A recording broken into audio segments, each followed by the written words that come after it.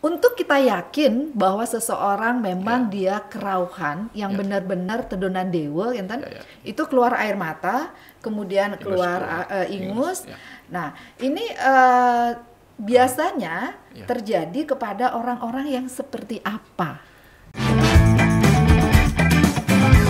Metro Bali Podcast. Kalau di Bali, memang seringkali disiapkan pengadagan, namanya pengadagan. Pengadagan itu kan tempat turunnya roh yang lebih tinggi, para dewa. Untuk apa? Tempat dia duduk melinggih, sehingga nanti dia kelinggihan, gitu. Seperti itu, dia pengadagan. Memang ada prosedurnya, karena mereka harus diakui banyak orang, diakui oleh umat bahwa dia memang pengadagan. Kalau enggak, tiba-tiba ini ngaku begini. Ya kan sama dengan begini. Makanya presiden, orang-orang penting itu punya asisten pribadi atau pengawal pribadi yang memang apapun yang dia katakan memang asli dari presiden, asli dari orang pejabat, asli dia. Maka dia resmi. Kalau tiang misalnya, saya kemarin dapat pesan dari Pak Presiden, mana ada orang percaya kalau tidak ada resminya. Makanya diresmikanlah orang, entah jadi pemangku untuk mewakili kehadiran Tuhan sebagai Jan Bagul, atau menjadi pengadagan untuk sah secara skala, secara nyata dijadikan tempat. Kalau beliau turun pasti harusnya di sana. Kalau di tempat yang lain boleh diragukan. Gitu. Nah, itu. Tapi ada juga orang yang kamu levelnya begini, cocoknya begini, cocoknya Kang Wang dari Sadag begini, ada yang begitu. Kalau pengadagan tadi itu dipersiapkan, bagaimana jika ini terjadi kepada mereka yang tumben ke pura itu, atau mungkin kepangluh ya. Kepangluh gitu ya. Kepangluh, ada tersentuh, ada sentuh. Karena begini, Tuhan itu ketika kita melihatnya Tuhan dengan sosok ya. Anggaplah Tuhan sebagai kecerdasan. Itu yang dia dapatkan, yang kemudian ditulis menjadi buku Tuhan segala agama dan rahasiamu rahasiaku. Itu panjang ceritanya. Nah, ketika kita melihat Tuhan sebagai kecerdasan semesta tak terbatas yang mengisi segenap ruang kosong, sebagai purusa itu kan poros, mengisi ruang kosong. Sehingga ketika kecerdasan menunjukkan kemampuan melakukan usaha disebut energi. Energi macam-macam, energi cahaya, energi suara, energi elektromagnet. Energi cahaya disebutlah div atau dewa-dewa. Energi suara ya macam-macam. Makanya upacara orang Bali pasti menghadirkan dua, suara dan cahaya. Cahaya bisa dupa, bisa api, suara bisa apa? Pancagita, suara kukul, gamelan, gong, genta dan seterusnya. Dan terakhir elektromagnet. Orang kalau tersentuh elektromagnet merinding. Kalau orang sudah merinding dan pas psikologinya kena di pura itu, kepangluh.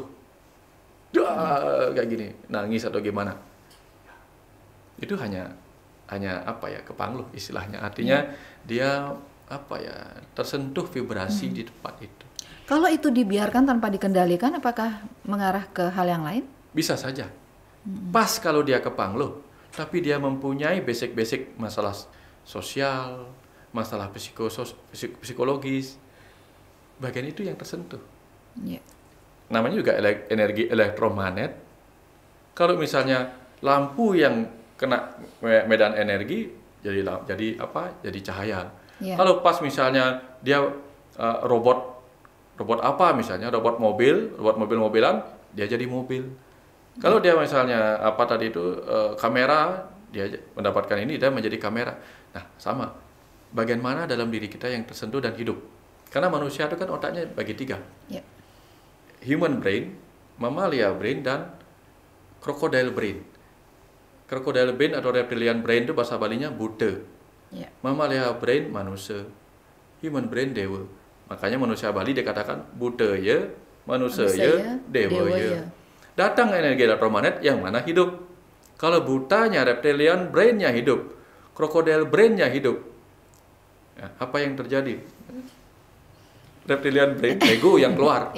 Jadi sifat-sifat kemarahan begitu ya. Kalau dia mammalia brainnya, limbiknya, sistem limbiknya yang tersentuh, di sana ada bekerja urusan emosional, perasaan. Kalau dia sempat menyimpan perasaan, ini yang muncul gitu. Wah, kerauhan di Purworejo Betara kemudian diangkat terus. Kenapa hidup saya harus seperti ini? Begitu nanti dokter ya. Nah, tentu menarik harus, itu Pak Dokter. Ada 3 hal poin yang harus kita selalu ingat ya, bahwa dewa ya, manusia ya, buta ya. Nah, makanya bahasanya begini, yang tok ya. Kita lagi mengalir ini suka sekali motong-motong orang. Menarik. Jadi buta ya, manusia ya, dewa ya. Buta itu adalah awidia, tidak berpengetahuan. Iya. Dewa itu adalah bercahaya, bercahaya. Maka kalau ingin menjadi dewa, buta yang tidak berpengetahuan itu berilah pengetahuan. Karena dengan berpengetahuan, diberikan pengetahuan, maka dia berpikir. Berpikir dengan mana? Maka dia menjadi manasya. Manasya itu artinya manusia. Setelah dia tercerahkan oleh cahaya pengetahuan, maka dia menjadi dewasa. Nah sini. Yeah. Kalau orang-orang sudah tercerahkan oleh cahaya pengetahuan, disucikan oleh cahaya pengetahuan, sangat-sangat mudah sang ruh lebih tinggi datang ke sini. Nah, anggaplah begini. Anggap nih yang tinggi itu adalah presiden direktur. Yeah. Kalau dia ingin menyampaikan pesan, mungkinkah dia menyampaikan pesan kepada bawahan yang sangat terbodoh? Kan enggak. Yeah. Paling enggak kalau presiden direktur ngomongnya ke direktur, tolong sampaikan pesan saya kepada karyawan. Enggak mungkin. Tolong karyawan sampaikan pesan ini kepada yang lain. Kan enggak mungkin. Levelnya. Nah, dipilihlah level yang paling tinggi untuk menyampaikan yang dari tinggi ini. Yeah. Karena apa? Tujuannya supaya yang ini bisa menyampaikan kebenaran yang disampaikan. Kalau orang ini pengadagannya penuh dengan ego, maka kebenaran bisa dirubah menjadi pembenaran oleh ego-ego itu sendiri. Iya. Jadi hati-hati. Sangat tertata begitu ya Pak Dokter ya. Semuanya sudah sangat jelas bagaimana kita memilih dan memilah pada posisi mana kita harus berada ketika pikiran kita dalam kondisi yang tidak bisa kita jangkau gitu ya Pak Dokter ya. Nah, kemudian sebagai gaya hidup. Ada yang mengatakan bahwa kerawan itu terjadi karena sebuah kepentingan. Apalagi dalam situasi COVID saat ini, kondisi ekonomi yang sangat-sangat kacau, sehingga menjadi satu guyonan tersendiri. Dia ini ngiring jadi dasaran, balian atau apakah itu, atau memang dia memang sedang lagi stres? Ya, kita bisa, masyarakat kan yang tahu. Makanya begini, kenapa ada orang yang ketika ada orang yang memang menjadi medium, dicari banyak orang, dan bukan dibicarakan dengan konotasi negatif, dicari malah, dibawakan pejati, karena memang dia terpilih oleh. Tapi ketika dia memilih dirinya sendiri untuk begini, malah orang lain malah jadi mencemooh, nyinyir dan sebagainya, karena inilah hukum karma. Apa yang kita tabur itu yang kita tuai. Kalau orang ini polos dan memang nampe, menjadikan dirinya medium bukan karena kehendak dirinya, orang-orang datang. Tapi kalau dia memang menginginkan dirinya demi sebuah kepentingan, orang-orang yang tidak berkepentingan akan begini. Nah, di situ kita akan tahu ya Pak Dokter ya, tahu sendiri. bahwa ini memang dibuat-buat sebegitunya agar masyarakat percaya dan yakin. Kembali sedikit ke belakang tadi Pak Dokter, kalau kita melihat seseorang yang mengalami kerauhan dengan keluar air mata, kemudian ingus yang seperti itu, apakah orang ini sadar dirinya sedang dalam posisi seperti itu? Biasanya sadar, tetapi tidak bisa mengendalikan dirinya. Bukan tidak bisa mengendalikan, tidak bisa full mengendalikan dirinya. Dia tahu dirinya begini, tahu. Asli tahu dia. Tahu dia. Dia dengar apa yang keluar dari dirinya. Dia menjadi pengamat di dalamnya. Persis seperti ini orang sopir ini. Tiba-tiba anggaplah mobilnya adalah mobil yang dipakai orang latihan nyetir itu. Jadi gasnya bisa di dua tempat di sebelah. Gitu. Nah, jadi dia tinggal mendiamkan dirinya. Gini loh caranya nyetir, lalu diambil alih lah setirnya oleh sopir yang asli. Gitu. Nah, kadang-kadang orang yang kesurupan, ketedunan itu, dia menjadi pengamat di dalam dirinya sendiri. Dia hanya bergeser sedikit, dia menjadi pengamat dari Tuhan atau dewa yang atau roh-roh yang lebih tinggi itu menyampaikan sesuatu, dia mengamati. Berarti dia dalam kondisi sadar. Ya. Nah, setelah usai proses itu berjalan dan kembali sadar 100%, itu kan biasanya ada orang-orang di sekitar yang akan memberikan sebuah komentar. Ih, kenapa sih Anda tadi seperti ini? Ih, ngeri loh lihatnya seperti ini. Apakah itu tidak berpengaruh juga akhirnya pada psikologis orang tersebut? Ketakutan misalnya. Bahasanya tadi ngeri loh. Kalau ngeri berarti dia menampilkan sesuatu yang mengerikan wajahnya. Cenderung biasanya kalau para dewa tidak seperti itu. Lebih kepada menyampaikan sesuatu. Kalau para dewa itu singkat ngomongnya, singkat, padat, penuh poin, dan bermanfaat kalau dijalankan. Dan wise karena tidak menyalahkan apapun. Bagi yang mengalami hal itu, tentu kan belum tentu siap begitu Pak Dokter. Tiba-tiba dia datang nih ke Puro Dalem atau ke Puro Pusat atau kemanapun itu, tiba-tiba mengalami hal tersebut. Kembali ke cerita tadi, kalau ketedunan tentu siap. Jadi harus siap begitu ya? Kan bahasa kita tadi, ketedunan itu adalah orang memang mempersiapkan dirinya untuk menyambut, mengundang. Tapi ada kasus Pak Dokter dari yang pernah saya dengar cerita dari seorang teman atau mungkin dari teman-teman Metro Bali, bahwa itu terjadi secara tiba-tiba seperti apa yang Pak Dokter ceritakan tadi. Sehingga ini mungkin salah satu kasus gitu ya, sampai akhirnya ketika dia tahu dirinya mengalami hal tersebut, bahkan divideokan, difoto dan diberikan komentar, sehingga dia secara psikologis menyatakan, aduh saya nggak berani deh ke pura itu lagi, jangan-jangan saya seperti itu. Nah itulah, artinya dia nggak siap loh. Kalau dia siap, biasanya di desa adat, upacara nyanjan, memang dia siap, dia tahu dirinya memang pengadegan. Di foto biasa aja, karena dia tahu, memang dia siap secara mental, secara fisik dia mempersiapkan dirinya. Kalau orang tidak siap secara mental dan begini, tiba-tiba tersentuh dan jadi begitu, logikanya kembali lagi ke awal. Kalau orang tidak ada kepentingan apa-apa dan tidak takut ada kepentingan apa-apa, ya biasa-biasa aja. Jadi itu harus diterima dengan ikhlas gitu Pak Dokter. Kalau kita mengalami hal seperti itu, tetapi kita kemudian tidak siap, mungkin kita terlalu peka. Makanya banyak orang datang, tiba-tiba di sana kerauhan dan sebagainya. Kenapa tidak diterima oleh masyarakat di sana? Malah kadang-kadang ditonton kayak gini kan. Ini benar nggak sih kerauhan gitu ya? Ketika dipertanyakan, artinya ada sesuatu. Tetapi kalau memang asli mau menedunang, semua orang akan duduk, hening semua. Kenapa? Karena memang masyarakatnya siap untuk mendengarkan pesan. Tapi kalau orang ujuk-ujuk datang tiba-tiba kerauhan, coba pikirkan baik-baik. Jangan-jangan dia mengalami masalah. Karena tamu agung. Aneh kan datang tiba-tiba tanpa diundang. Kalau ada tamu tanpa diundang apa artinya? Jadi kita sudah bisa membedakan gitu ya Pak Dokter ya, bahwa ini memang real kerauhan dari Tedunan Ida Batara. Orang medium saja yang sudah terbiasa terkoneksi dengan itu dibawakan pejati.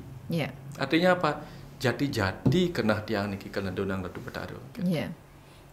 Kalau sembarangan tiba-tiba. Jika ada yang terjadi seperti sekarang ini Pak Dokter ya, ada ungkapan, ya namanya juga manusia kan seperti itu orang bilang, ada rasa bangga, ada rasa ungkapan dari mereka, saya bisa begini loh, kemarin saya kedatangan ini, bahkan kemarin yang lagi tren Ida Batara katanya mendatangi dan dikoleksi. Ada apa dengan mereka yang mengalami hal seperti itu? Saran saya hanya hati-hati.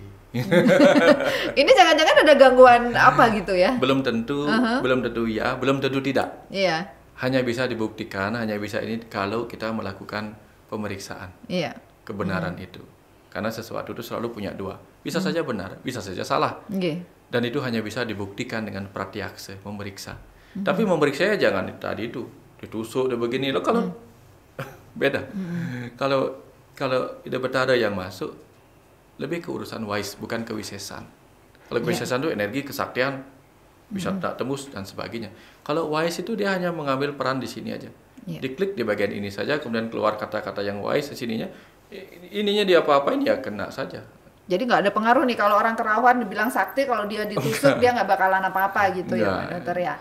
Misal nih kalau pementasan calon arang ini kan juga jadi tren bagi anak-anak muda. Kalau ada pementasan calon arang ini anak-anak muda paling suka nontonnya. Bagi mereka. Nah terus ini gimana Pak Dokter? Kita sebagai orang tua, karena kan ini ada faktor magis katanya. Tapi kan banyak kasus yang terjadi, mereka yang nyaluin rangde itu banyak yang tembus seperti itu. Berarti mereka nggak kerauhan dong? Kalau misalnya orang nyaluin rangde, menarikan rangda. Itu bukan seperti Pak Cok Aceh nih, beliau kan sering bukan kerauhan sih sebenarnya. Ini kan api Pak Dokter. Nadi, ya. Nadi itu apa? Terkoneksi antara dirinya dengan apa yang dimainkan, ditarikan. Sehingga dengan terkoneksi itu, dia menjiwai tarian itu. Bukan kerauhan. Kalau kerauhan kehilangan kesadaran gimana nari? Dia menjiwai tariannya. Kalau dia menjiwai tariannya, memang pasti akan ada pancaran. Coba misalnya, ada seorang guru spiritual yang membabarkan sesuatu dan menjiwai apa yang dia babarkan, berkarisma enggak? Berkarisma. Metaksu gitu ya? Metaksu. Kalau sudah metaksu, maka yang menjadi yang ngunying pakai ini pun melihat taksunya menjadi gentar. Gitu. Makanya kalau penjiwaannya kuat, kita ya samalah dengan kalau misalnya rapat-rapat Banjar kalau perhatikan. Kalau kliennya metaksu, seberapa luas pun dibuatkan tempat, orang-orang agak jauh dari tempat itu. Kalau metaksu. Tapi begitu dia tidak sedang ngomong sebagai klien, bisa duduk berdekatan begini. Karena itu udah taksu untuk membuat orang menjauh. Nah, pelawatan-pelawatan, kalau beliau memang penjiwaannya bagus, itu menggetarkan. Takut orang-orang mendekat. Apalagi yang memang dimasukin oleh energi-energi itu. Energi ini besar, energi ini. Sama seperti apa? Energi neutron, kesucian. Kalau lihat ya, ini proton, positif, ini neutron memeluknya. Energi-energi negatif, elektron ada di luar yang tidak bisa mendekat. Nah, artinya apa? Kalau yang suci itu dijiwai oleh yang positif, yang suci, yang tidak ada kepentingan apa-apa, energi-energi lain tidak bisa mendekati, terutama yang kerauhan. Karena dia membawa energi yang berbeda. Ini energi sang raja, sang ratu, energi bawahan. Mana berani bawahan main-main sama yang dekat? Logikanya berpikirnya demikian. Tapi kalau ini penjiwaannya tidak bagus, iya bisa saja didekatin sampai seperti itu. Apalagi ini misalnya, ini pura-puranya kerauhan gitu. Ada tuh pura-puranya kerauhan. Sehingga dia memang nggak kerauhan, sehingga tidak ada energi elektromagnet yang penjiwaan itu, ini juga tidak ada, bisa dekat. Tembus. Dan itu sering terjadi rupanya. Dan mudah-mudahan itu tidak berkelanjutan ketika kita memang tahu bahwa ini semua butuh kehati-hatian begitu ya Pak Dokter. Makanya hal-hal seperti itu dihadirkan sebagai bahan apa? Bahan pembelajaran buat kita semua. Supaya apa yang kita temukan tidak serta-merta dilahap, tapi perlu dicerna, dikunyah. Gitu. Dengan apa kita mencerna, mengupas? Dengan ketajaman akal pikiran. Kan upacara di Bali mengatakan tumpak landap. Supaya apa? Supaya tajam pikiran kita. Supaya bisa mengupas. Supaya dikasih telur jangan dimakan sak kulitnya. Gitu. Bisa dikupas. Dikasih buah ini, budaya-budaya itu kan buah. Buah yang dibungkus. Buah apa? Buah pikir, buah intelektual, buah budi. Dibungkus sedemikian rupa. Budaya itu jangan dimakan sak bungkus-bungkusnya. Kupas. Kalau mau dikupas, budaya di Bali itu luar biasa. Semua yang Pak Dokter sampaikan tadi itu semua mempunyai sebuah makna dan pengertian filosofi yang harus kita pahami, tidak hanya sekedar kita tahu, kemudian kita jalani begitu saja, nak kita kone, gitu ya.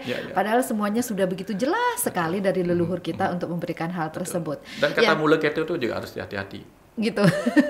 Muleketo itu ada dua orang yang mengatakan itu. Ada Muleketo karena dia nggak tahu. Yang satu Muleketo karena dia tahu. Yang mengatakan Muleketo, dia tahu dirinya tidak tahu. Sehingga daripada dia menjelaskan apa yang dia tidak ketahui, Muleketo. Tapi orang yang kepo, yang penasaran, harusnya mencari tahu orang yang tahu. Dan ketika dia mencari tahu orang yang tahu, belum tentu dia akan dijelaskan. Bisa jadi yang tahu tuh juga akan mengatakan Muleketo walaupun dia tahu. Akhirnya semua bilang Muleketo. Artinya apa? Seorang guru yang mumpuni mengatakan Muleketo bisa karena dua. Dia tidak mau menjelaskan karena kita belum siap.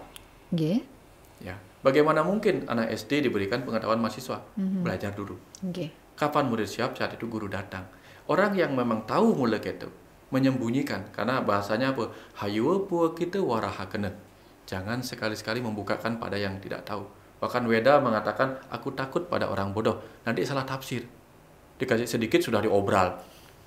Kalau dia serius, pasti akan dibukakan. Kamu serius? Itu adalah apa? Begitu dia katakan Muleketo, kok masih Muleketo? Lalu dia pergi ke tempat yang lain. Nah, itu salahnya dia. Kalau ketemu orang yang tahu tapi mengatakan Muleketo, renungkan. Apa dia mengatakan Muleketo karena saya belum siap? Apa saya sedang diuji kesungguhan saya belajar? Coba teruskan. Suatu ketika, ini murid siap, dari orang ini.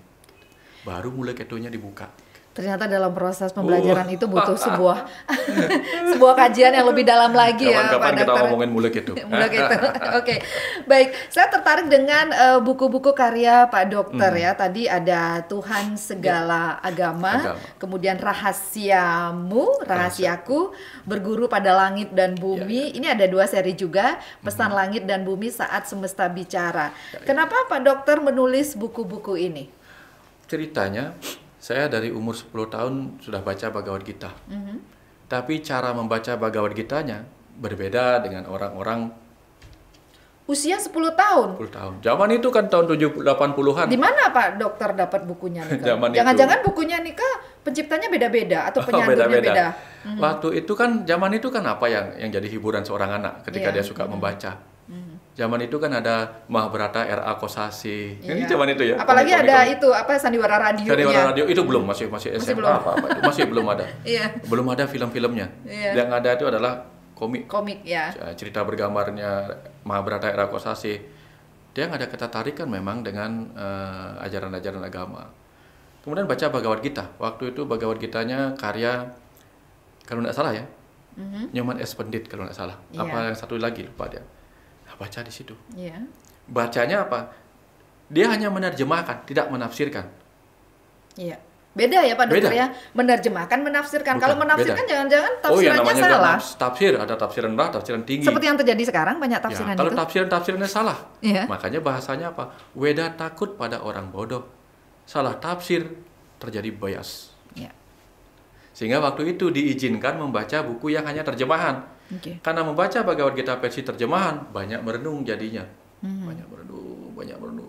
Tuhan katanya tidak laki-laki, tidak perempuan. Maka setiap kita mewujudkan Tuhan sebagai laki-laki atau sebagai perempuan, itu salah. Kan Tuhan tidak laki-laki, tidak perempuan. Tidak basah oleh air, tidak kering oleh angin. Lalu apa? Kalau tidak basah oleh air berarti kering. Tidak bisa dibasahin. Tidak kering oleh angin sekaligus berarti dia basah. Ini basah apa kering? Ketika kepo, yang carilah jawabannya, enggak ketemu. Sampai sekarang? Sampai tahun 2001, kuliah kedokteran, Tuhan katanya ada di dalam diri sebagai Atman, lalu tak cari-cari di kamar mayat, pas bedah mayat itu. Mana Tuhan ini? Mana Tuhan? Mana Atman? Di sebelah mana? Karena tepat ketika kita menunjuk sesuatu, sebuah tempat di hati kita, dimanapun itu sebagai tempat Tuhan, maka seketika itu juga kita disalahkan oleh sifat Tuhan yang ada di mana-mana. Kan kita tidak boleh inkonsistensi. Kalau Tuhan ada di mana-mana, maka sifat Tuhan dan Atman katanya sama. Maka Atman di dalam diri pun ada di mana-mana. Lalu di mana? Logika saya nggak dapat jawabannya. Akhirnya jawabannya apa? Ya acintia nggak terpikirkan, jangan dipikirkan. Kalau memang Tuhan acintia tak terpikirkan, lalu apa gunanya kita bahagia dalam tubuh manusia yang punya berpikir? Sementara pikiran tidak bisa dipakai mencari Tuhan. Jangan-jangan tafsiran itu yang salah. Bukan Tuhan tidak bisa dipikirkan, tapi apa? Cari dengan pikiranmu sampai melampaui pikiran. Buddha. Melampaui itu menjadi Buddha, tercerahkan. Akhirnya tahun 2001, suatu malam, ketika tidak ada kerjaan jam 12 malam, muncullah pertanyaan itu lagi. Untuk apa saya sebenarnya kerja di klinik dapat uang, nanti saya mati saya tinggalkan uangnya. Untuk apa saya punya banyak teman, hanya mengantar sampai kuburan. Setelah itu mereka selfie, turut berduka cita sampai selfie tersenyum. Lalu saya akan sendirian kembali. Saya lahir sendiri, mati sendiri untuk apa? Tiba-tiba pada saat itulah pingin mencatat semua daftar pertanyaan dari SD itu. Untuk dijadikan daftar pertanyaan yang nanti kalau ketemu guru yang logis akan saya tanyakan semua ini. Pas tiba-tiba ingin menulis daftar pertanyaannya, tiba-tiba terjadi yang disebut kemudian automatic writing. Mungkin translate, saya tidak tahu istilahnya. Ketika menulis untuk apa kehidupan? 1, untuk apa kehidupan? Tiba-tiba muncul jawaban. Kenapa kamu tanyakan itu? Makanya jangan-jangan waktu itu Pak Dokter lagi kerauhan ya? Ya, kerauhan bahasa. Makanya situ saya paham. Kalau orang mendengarkan pewisik, mendengarkan suara-suara, suara laki-laki apa perempuan. Kalau dia katakan suara perempuan, berarti bukan Tuhan. Kenapa? Karena Tuhan bukan laki-laki, bukan perempuan. Suara laki-laki juga bukan Tuhan. Makanya ternyata pewisik itu datang dalam bentuk insight, inspirasi. Waktu itu dia menulis, untuk apa kehidupan? Muncul jawaban, kenapa kamu tanyakan itu? Kaget dia waktu itu malam-malam. Ada siapa di samping saya ini? Yang tanya lagi, kamu siapa? Ketik ini, kamu siapa? Saya itu. Ada jawaban lagi. Jawaban lagi muncul. Kenapa kamu tanyakan aku siapa? Nggak bisa melihat. Untung nggak bisa melihat. Kalau bisa melihat halusinasi. Bodoh dia nanti gitu. Kalau aku tidak tahu siapa kamu, bagaimana aku mempercayai apa yang kamu omongin, gitu. Kalau kamu tahu siapa aku, hanya ingin tahu siapa aku, baru mendengar apa yang aku katakan, maka kau tidak mendengar aku karena apa yang aku katakan, tapi hanya karena tahu siapa aku. Kau hanya mau mendengar dari siapa dan bukan apa. Terus terjadi dialog itu sampai dini hari dan menjadi buku dialog spiritual. Dialog spiritual. Di bagian tengahnya, bagian tengah percakapan itu saya tanya, Tuhan, kamu siapa? Tulisannya jawabannya apa? Kupaslah seluruh materi alam semesta sampai kau menemukan kekosongan. Akulah yang mengisi kekosongan itu. Banget tugas. Akulah yang mengisi kekosongan. Lama setelah itu dia yang baru sadar. Ada gaguritan tam-tam bercerita. Isin telas tunas titiang. Isin telas tunas titiang. Isi kekosonganlah yang aku minta. Panjang ceritanya. Dia tidak mau belajar mengupas apa-apa. Tidak belajar mengupas. Namun kalau kita sederhanakan itu artinya apa, Pak Dokter? Mengupas seluruh materi alam semesta sampai nemu kekosongan. Karena ujung-ujungnya ternyata kekosongan itu ada di mana-mana. Oh, cerita panjang sih itu, Bu. Apakah bisa itu diungkapkan menjadi sebuah pencerahan dan ketenangan, Pak Dokter? Sampai kemudian 2014, 13 tahun kemudian, tapi selama 13 tahun kemudian yang diajarkan banyak hal. Diajarkan oleh semesta ini. Sampai kemudian di tahun ke-13, 2014, pada saat mengamati bunga jatuh, tiba-tiba bunga jatuh itu seperti memberi insight. Jatuh bunganya. Inilah aku, kecerdasan semesta tak terbatas yang mengisi ruang kosong itu. Baru dapat istilah aku itu cocoknya dengan apa? Oh, aku tuh kecerdasan semesta. Baru yang mengerti bagaimana atom membentuk DNA, DNA membentuk makhluk hidup, sehingga begitu banyaknya warna-warni tumbuh-tumbuhan, warna-warni sayap kupu-kupu, warna-warni bulu-burung, karena di dalamnya ada DNA. Pada makhluk hidup itu, di dalam DNA ada atom, di dalam atom ada ruang kosong diisi oleh kecerdasan. Makanya dengan cerdas sekali, Saraswati itu kan kecerdasan, menciptakan sebagai Brahma. Luar biasa. Whatever. What wonderful word. Luar biasa ternyata konsep Brahma Wisnu Siwa itu. Iya, dan ini memberikan sebuah hikmah yang sangat dalam ya Pak Dokter ya, bahwasanya fenomena kerauhan kemudian ini menjadi sebuah yang katanya gaya hidup, menjadi penelitian yang sangat panjang yang dilakukan oleh mereka yang ada di dunia barat sana, dan kita di Bali sendiri memberikan sebuah keyakinan. Dan apa yang tadi Pak Dokter jelaskan itu rasa bangga kita terhadap beliau yang maha tidak bisa kita sebutkan. Kemudian juga rasa bangga kita kepada pemikiran-pemikiran semesta yang harus lebih didalami. Bukan begitu Pak Dokter? Kalau saya tarik sedikit seperti itu karena filosofinya sangat dalam. Karena begini, budaya itu menghasilkan dua hal. Art and science. Makanya orang-orang Bali dulu, leluhur kita dulu, meletakkan akal budi itu, hasil akal budi itu ke dalam art. Karya seni. Karya seni. Yang kalau dikupas baru ketemu sainsnya. Kalau malas mengupas, nggak ketemu sains. Jadi nggak memahami akhirnya. Dan bagaimana kita bisa mengupas biar ketemu sains? Sains ngupas gitu. Sains-sains ngupas tuh. Sering-seringlah untuk dipelajari begitu, Dok. Sains-sains ngupas baru bakat sainsnya gitu. Ilmu pengetahuan memang harus didalami lagi. Pak Dokter, kita ingin tahu yang terpenting bagi masyarakat untuk ketahui.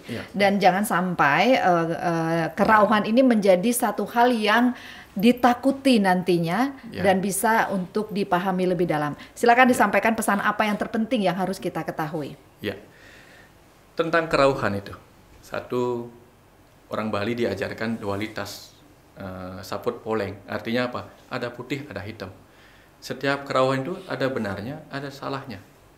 Ada kebenaran di dalamnya, ada pembenaran di dalamnya. Yang kita butuhkan adalah kemampuan kita mengupas dengan kecerdasan akal budi kita. Panguna dika kita. Untuk apa? Untuk mengupas apakah ini kebenaran, apakah ini pembenaran. Karena kalau pembenaran itu wilayah-wilayah ego. Kalau kebenaran itu wilayah-wilayah dewa.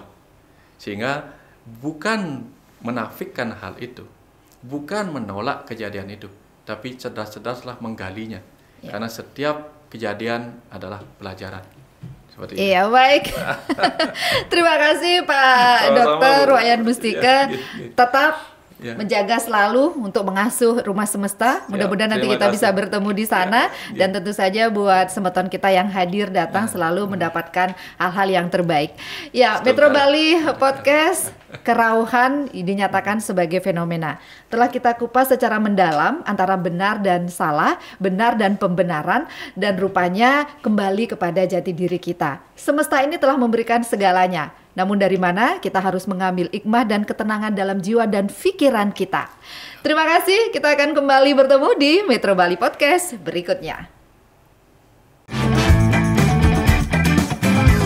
Metro Bali Podcast.